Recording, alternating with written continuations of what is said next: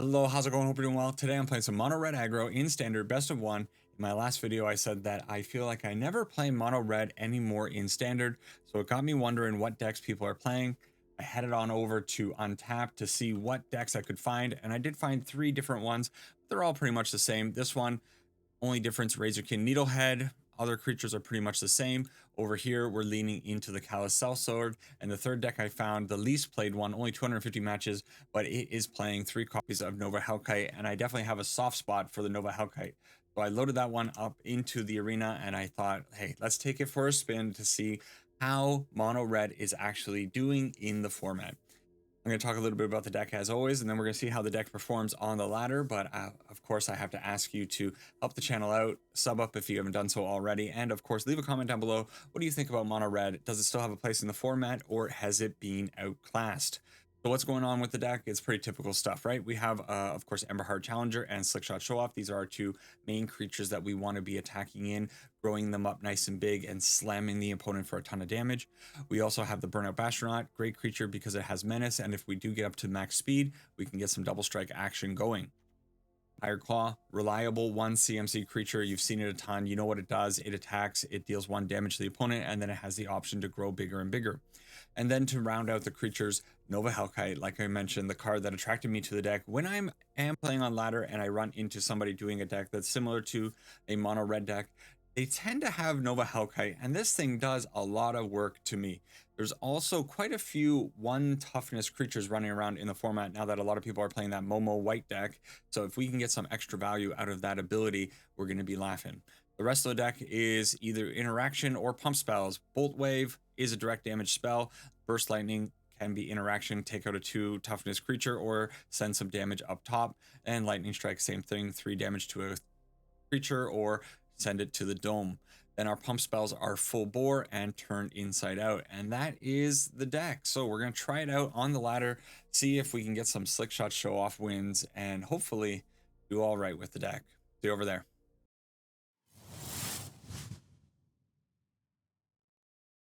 All right, on to some mono red. When was the last time we played this deck? Also, got some new awesome lands thanks to John Avon. Look at that. Oh, what a good way. Bye-bye Pizza Lands. Hello, John Avon.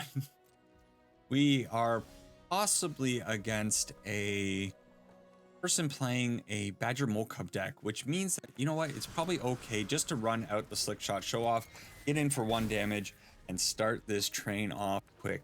I have dropped a little bit in rank recently. I'm down to 93% because I have been playing some relatively questionable things in the format. All right, we'll send 2 Slickshot Showoffs at the opponent. What do you got? You know what? I'm just going to go out with the Burnout Bastronaut as well. I'm dumb. I'm bad. I'm out of practice. This should be max speed too. Maybe it won't make much of a difference. An Avatar. Okay. You know what? Me not getting that max speed there might actually affect things for the near future.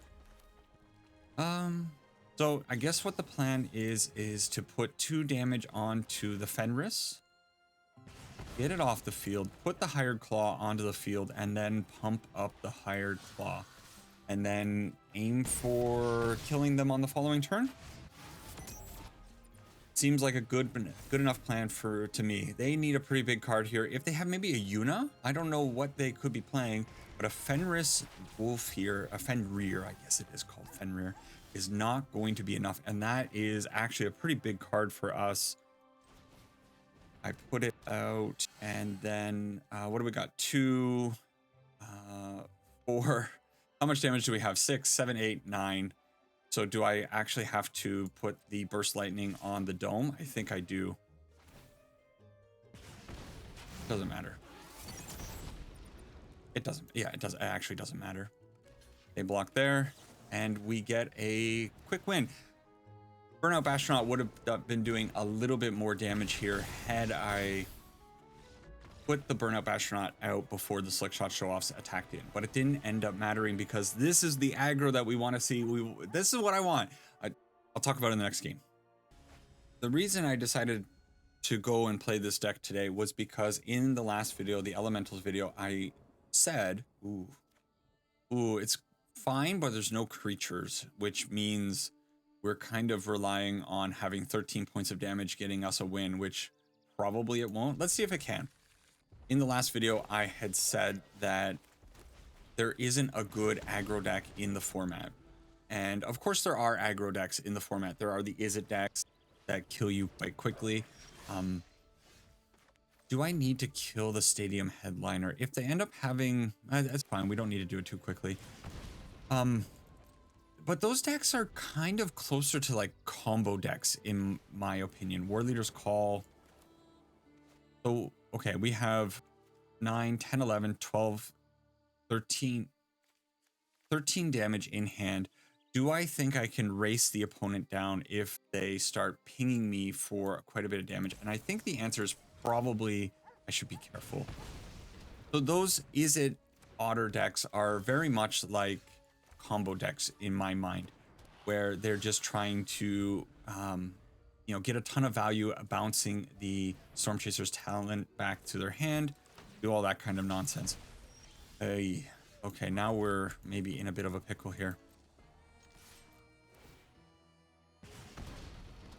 Do they block? They block. Okay. Well, let's take this opportunity to get rid of a Voice of Victory. I think this is fine to do. And then we have now a 2-3 on the board that might be a little bit hard for them to get rid of. But yeah, a good mono red aggro deck is one that just keeps putting pressure on the opponent, keeps putting out creatures, and keeps smashing the opponent down. And that's what I want out of a mono red deck. I don't want this combo stuff. I want like prowess and haste and, you know, constant aggression where they can top deck a win. But I think with a lot of those prowess decks, they kind of run out of steam if they don't hit the right kind of combination of stuff. Okay. That's bad. Oh man, really bad. Okay, I do think I need to hit this higher claw because if it grows up to a 4 toughness creature, I can't do anything about it. If I had another land for the Emberheart Challenger to put it on the field and attack in with the prowess trigger, it would have been a lot better shape. Has the opponent run out of steam? This is actually a pretty cool back and forth, and I wanted to have better thoughts going into this matchup that I could organize into proper words, but it actually, oh, the Shelter by Ghost is, oh my god, it actually just wins for the opponent. So did they hit, what did they draw? Man, we just lose now because of that. What an insane kind of back and forth. And then a Shelter by Ghost absolutely blows it out for the opponent. They didn't play a creature on the previous turn, so it makes it makes me think that they were sitting on 2 Shelter by Ghosts, and they luckily drew the Voice of Victory. Opponent GG. You know what? The War Leader's Call, bumping all of their creatures up into up to 4 toughness or 3 toughness in the situation with the higher claw really made the difference. The War Leader's Call was absolutely the hero there, and we saw a nice kind of aggro beatdown game plan here from both sides. Although again, I don't think this is more combo-y. Again, they're really looking to do stuff with Delny. Maybe they have an Arabella in the deck probably, and they're just looking to kind of aggro the opponent down, but also like there's a combo element to it. I guess aggro does have a combo element to it with prowess, but yeah, it's really hard to put some of my thoughts about what I want out of Standard or how I feel about Standard into words properly, because it's a vibe that I have. I feel like the vibe is off, but that is just like in general, the vibe of Standard isn't what it was when I started playing Magic 8-9 years ago, and I kind of want to go back to that, but that's impossible. It's never going to happen, but I still hope that it could possibly happen. But yeah, anyways, there's a certain feeling that I'm not getting from the game, and I wish I could get it, and I wish I could express it in better words, but I'm not very good with words often. But there's something about the way aggro feels right now that it's not the aggro that I want. What is this? What? When this creature enters, draw a card. Okay. Do I want to... Okay, let's attack and just see what they end up doing here. We get at least 2 damage on the opponent's face. 2 blockers. You put a Gallant Citizen in. They don't. So do I want to just plot the Slickshot? I think I do. All right. and pass over to the opponent. Anyways, the deck feels okay. The mono red. This is what I want to be doing. I want to run out all my cards, get really low on what I have in hand, and hope to find a way to win. That Nova Hellkite pretty good. So if I do the Nova Hellkite on the Badger Mole Cub, it puts them in a really awkward position, but I think it's better just to hit the temple, right? It's just better to hit the Temple Garden and then send the Nova Hellkite plus the Slickshot Show Off in. If I send in the two, so I'm gonna get 5 damage here, 6, 7, that takes them down to 4, which puts them in a pretty bad spot, but I would be giving up my higher claw, and I just don't think I need to do that right now. We can do it later. Did I have them dead? I miss lethal. I miss lethal. Oh, at least I noticed it. At least I noticed it this time, so I don't need commenters saying, hey, you miss lethal, because there's always plenty of miss lethals with when you're watching my videos. I bounce around to too many decks and I get out of shape. Had I played out the Burst Lightning, that would have pumped up the Slickshot Show Off to a 5 or 2 damage, plus 2 damage here. So it would have been an extra 5 damage, 6, 7 damage. Oopsie. Got this early morning brain. It is early morning. I woke up earlier than I'd like to admit and jumped right on to record some stuff. I've been really struggling with recording the audio. I've been having consistent audio problems for what feels like months now, and it's been really getting me down. I don't know how to fix it. Okay, just 1 damage in. We'll send a lightning strike at the opponent, I suppose. Most helpful weaver. We probably can't let the most helpful weaver sit on the field, right? They do not put the demonic ruckus onto the weaver. First lightning's pretty good here, so I think it's fine just to hit this and keep chipping away at the opponent. We'll just try to get this burnout Bastion up to a double striking menace, and then try to hold them off of whatever enchantment stuff they're doing. Do I think they have a way of protecting the Bulwark Ox? Maybe? There's the Shard Mage's Rescue. That's okay. So they hit it there, but we can, of course, just keep it off the field. I think it's just important to make sure the opponent doesn't land any creature that they can put auras onto. But now we're in a spot where we really can't do much of anything against another creature unless we find, I don't know, Burst Lightning would be nice kind of off the top. Okay, well, I think you send in the Slickshot Show Off, and I think you double strike and the turn inside out for some pretty good damage here. And so they are dead on the next turn unless they gain life. Oh man, I love this type of gameplay. Call it lame, call it what it is, but this is what I want. Yeah, sure. Oh, we have them dead? So many ways. Pretty rough. No haste, no haste. Bolt Wave to your face. Sorry, Jafar. Got him. All right. Maybe mono red is fine. So that is 4 games down in 14 minutes. So like 3.5 minute games. Best of 1 aggro. That's what people want to be playing. They load this up on their phone and they just go ham. We are finding some weird stuff today. Heir Apparent coming at us. We definitely need to use this Burst Lightning to get rid of it. It's gonna be a problem. What? Demand answers. What are they digging for? Are they digging for lands? Oh, okay. Do I think, is it worth it to get 2 damage in on the opponent? I don't, or 1 damage on the opponent rather. I think I'm just gonna plot it. I'm not brave enough. I don't know. A person who's playing Heir Apparents and Demand Answers is too unpredictable. This kind of person, this kind of behavior, who knows what it could end up doing to us. Ooh, that's actually kind of scary.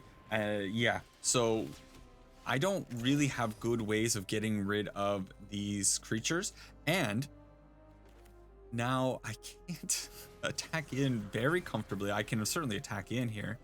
I don't think they block.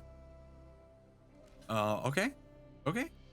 So let's put the damage on the opponent's face. I think this ends up being better. We get rid of their shocking sharpshooter for with a 2 damage spell, and that's kind of fine. I could have used the bolt wave beforehand, but they wouldn't have blocked in that case. So I think it's fine to use the burst lightning in this manner. However, I wanted to save the burst lightnings for the heir apparents because they can just get out of control. However, how much damage do I actually have here? So this is 5, 10, 15 lethal. I know there's a certain person out there who recently said to me, and I quote, "I hate Slickshot show off." Do you? Do you still? Don't you love this gorgeous bird wizard? How how fantastic. We found the lethal right away there. We didn't go after the heir apparent, instead just domed them for way more damage than we should have been able to do. It's kind of nice to just like turn off your brain completely and be able to just send damage right in on the opponent like that. No thinking, nothing difficult. In this case, I think you go out with the higher claw first. That way stuff can happen extra. I don't know. Is it better to put out the higher claw or the burnout Bastronaut? Bastronaut's gonna have menace. It could be a little bit better for us. In this case, I think we just go burnout Bastronaut. We zap away the poor Badger Mole Cub and go in. I actually found a pretty cool looking Badger Mole Cub. I say cool looking. It's a Crater Hoof Badger Mole Cub deck, but when I looked at it, it did look interesting, and I don't know, maybe I want to try it out. We'll see. Formidable Speaker, gonna be a little bit hard for us to get through this Formidable Speaker. They pitched a Lumbering World Wagon to get a Might Form Harmonizer. So from here, I guess I have a couple of choices. I could Slickshot and do the turn inside out on the blocked higher claw. When they block the Formidable Speaker, we get back a 2/2 and they lose their 2/4. I could also put out the burnout Bastronaut and do a similar attack. That would give me a menace creature for the following turn because we would fire off the bolt wave for there. And I kind of like that plan a little bit better than the other plan. So what we're going to do is we're going to attack like this. This is feigning that we're just attacking with the higher claw to pump it up to a 2/3. So they will block with the Formidable Speaker thinking, oh, it's just, they're just going to bounce off of each other. But we are going to do the turn inside out. I think I do the turn inside out here. Yeah, I think it's fine. Okie dokie. Boom, boom. Oh, I never noticed like the hands on that card before. You grab the higher claw when you can, right? And we put out the burnout Bastronaut. So next turn, we will be doing quite a bit of damage to them. They need a land to put out the Harmonizer. They have the Might Form Harmonizer here, so they drew land drop and they put out the 4/4, but these have menace, so they can get around. It's not bad. They choose not to go that way. Oh, they choose just to take so much damage. When can you flip this up? Can I flip it up now? I could. Is it worth it? It's kind of worth it to flip it up now, isn't it? Is it actually... I don't know. I think it's fine. So if I pump, I think we just go Slickshot, actually. We'll just keep it nice and simple. I don't need to fire off the Bolt Wave. I could just pump up the higher claw. And I think maybe I like that a little. This is just more damage, though. This is an extra 2 damage. Yeah, let's do it this way. Put as much creature damage on the opponent's face as I can. And then if I need to end the game with the Bolt Wave or with the spells, I think that's kind of where my head's at. Is just try to... Are we going to die, though? It's possible we could die here. Might Form Harmonizer plus lumbering. Oh. Oh. Right, right. I was so, oh, wow. Okay. Well, if you're going to do it that way, that's kind of cool. That I appreciate this. We deserve this. We deserve getting hit for 22, 23. Standard. What a wild place. So we were, I wonder if I had lethal somewhere else there. I feel like I was maybe a turn too late. Possibly using the turn inside out on the burnout Bastronaut later instead of trying to get the formidable speaker off the field was maybe where I just messed up, because having this, knowing that I could probably get max speed, probably would have been a better line to pursue. That one, I think that's a loss on me. I'm gonna have to look at the replay or kind of pay attention to how much damage I could have actually put on the opponent's face had I gone that other way. A frantic scapegoat. Okay. Is this something that I need to remove? So this thing, whenever one or more creatures you control enter, if this creature is suspected, which it is, you may suspect one of your other creatures. If you do, this creature is no longer suspected. So you suspect whatever you put down on turn 2, and it becomes menace and can't block. I think it's probably fine to ignore the scapegoat and start sending burst lightnings to the face. I've been sending burst lightnings in other areas, and that has turned out to be the wrong thing to do. And killing this sentry, who is now scapegoated, is going to be much more important than getting rid of a frantic scapegoat. So the opponent already helping us out a little bit, taking themselves down by 4 damage all on their own. Let's see what their follow-up here is. It would be nice to fire off this burst lightning maybe, but if we end up just running out the Slickshot show off and throwing off a bolt wave, saving the burst lightning for something in the future, I think I might be okay with that. You know what? Because the situation kind of is presenting itself, they haven't done anything. Megadarren is going to try to send 6 damage at the opponent, take them down to 8, and that means that this is 6 damage in the air next turn for 3. If I draw another land, it'll be 10 damage. Actually, it's just better to do full bore. This is 5, 5, 11. It's 11 damage for 4 mana here. They take 2 damage when they're at 6 against an aggro deck. All to Felonious Rage. That's pretty good. That's 14 damage. That's pretty good. But I guess I just killed him in any number of ways here. So GG opponent. This time I was 1 turn faster than you. Can't kill them for... Oh, I guess I could have killed them for exact lethal had I put out the Slickshot show off and then later did the bolt wave just to get them right to 0. We had more than enough damage to take that win. We are up to 7 games. We're going to try to aim for 10, I think. FD Wetram is our next opponent. Love the Feldegref. Feldegref avatar is one of my favorite ones. I don't use it often. I think I bought it. So in the past, we went out with the Bastronaut. No, we went out with the Hired Claw first. Let's go out with the Bastronaut. Let's get this max speed stuff going. Probably they can't block it on the following turn. And as long as they don't have removal. Oh, we are against Kona. So Burnout Bastronaut hit shift for 1. And we go up to 2 max speed. No matter what, we would have been at 2 max speed there. So maybe it just doesn't really matter. And you know what? It would have been better to go... I think it's always better to go Hired Claw first, because on the attack with the Hired Claw, we at least get 2 damage in instead of just 1 damage with the Bastronaut. And we would still be getting max speed of 2. So it all ends up being kind of the same. This is tough. Thankfully, we went first.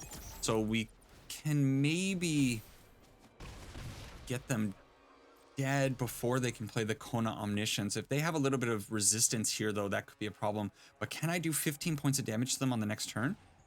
maybe. We are getting max speed, so this is gonna go up to this double strike. We'll get it up to a 4. This 8 damage. 8, 9, 10, 11, 12, 13, 14. I am 1 damage short. I needed a... Okay, count it out. Let's figure this out again. So I can go this on this, and that puts it up to a 4. This is 3 damage. 4 is 8, 9, 10, 11. And then I still have, I mean, I'm going to do this no matter what. Oh, we have the burst lightning, so we can do double burst lightning, right? So this is putting another, yeah, okay. Wow, we just get there because we have double burst lightning. We are so lucky to be able to squeak out a win against Kona. But yeah, sometimes 2 burst lightning is better than 1 lightning strike. Whoa. Saving turn inside out for the Burnout Astronaut, confirmed better strategy than using it to trade with a formidable speaker. Who could have thought? Was that like a 30-second game? Oh man, this deck. I don't know. Am I even playing Magic at this rate? Like when you're doing this kind of stuff, when you're just running over the opponents like that or getting run over yourself. I guess the game that I did lose to the Boros deck, there was a lot of back and forth there. That was actually a good little actual game of Magic. But in that one, your opponent plays out 2 Roiling Dragon Storms, and then you just run them over. Like, is it really a game? Not really. Not even playing the game. Okay, Flame Braider. Well, guess we know what we're doing. Bye-bye Flame Braider. And we're gonna hit the opponent for 1 with the Burnout Astronaut and aim for a, hopefully, Nova Hellkite on the next turn. If they end up putting down an Ashling here, we might have to do the Lightning Strike. So that's fine because we can take this time right now to just remove the Flame Braider. We keep them off of their mana a little bit. They're definitely on the Elementals deck. And then in this case, we just go Nova Hellkite, attack in for a good amount of damage. And the next turn, what we can end up doing is Lightning Strike their face, take them down to 11, and then full bore this for another 8. That puts them in at 3 life, which will be Lightning Strike range, as long as they don't gain life, which is fully possible. Let's do it. Boom. I don't think they have instant speed interaction. And we drew... we drew the... What was it? It was the Bolt Wave that we drew that actually gave us exact lethal. Look at this. It's so, again, it's basically a non... I, at the very least, interacted with the opponent's plan. And so I think you can make the argument that it was a game of Magic. All right, here is the 10th and final game against Schwiggity. Like Schwiggity. Full bore, bolt wave, bolt wave, bolt wave. We have the full house. I think this is the first one that I am going to say that I have to mulligan. We're not going to get there on bolt waves. This is just a better hand. Better looking hand. Oh, baby. So do I keep... I could throw away the Nova Hellkite because I don't know if I'm going to get to 3 mana.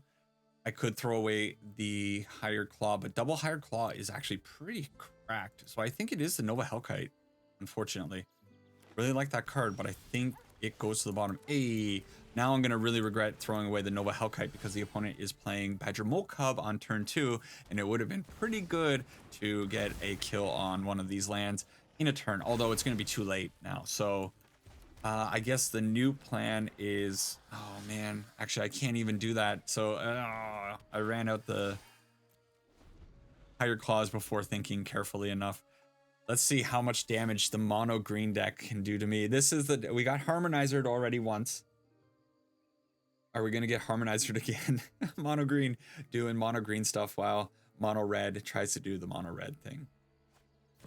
A second Badger Mole Cub. They are invading my space. And they have the Escape Tunnel, Earthbender's Ascension. Pretty good follow-up from the opponent because now they have 3 2/2s and they have ramped very effectively. And I don't think I can really, like, am I attacking in? Maybe? Yeah, I think I have no choice but to attack in here.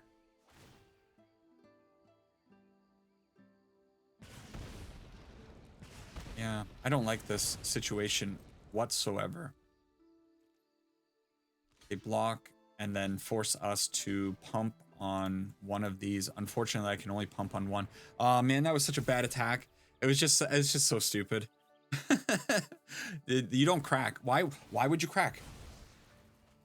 Why would you crack it? I mean, I got a gift from the opponent.